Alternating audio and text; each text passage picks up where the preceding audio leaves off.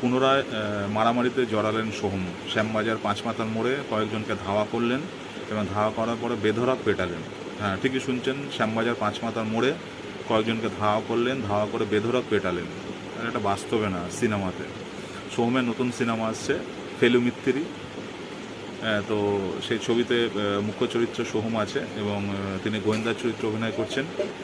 তো সেই ছবির শুটিংয়েই এই মারামারিটা হয়েছে। এটা বাস্তবে না, নিউ টাউনে যেমন বাস্তব হয়েছিল, এটা বাস্তবে না, এটা সিনেমায় মারামারি করছে। এবং এখানে হচ্ছে একটি চমক থাকছে, যেটা হচ্ছে বাংলাদেশে পরিমণি এই ছবিতে অভিনয় করছে। সোহম রয়েছে মুখ্য চরিত্রে, ফেলু মিত্রি বোঝাই যাচ্ছে যে ফেলু মিত্রি কার নাম রয়েছে, কার নাম সেটা আমরা সকলেই জানি।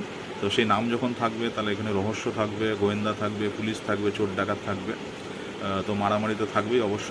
সোহমের মতো মারামারি করছে।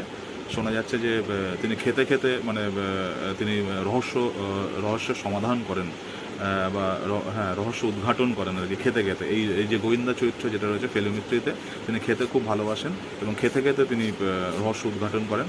হ্যাঁ, তবে হরলিক্স খান কিনা সেটা বলতে পারবো না, সেটা ছবিটা দেখলেই বোঝা যাবে। যাই হোক, সোহমের নতুন সিনেমা আসছে ফেলু মিত্রি।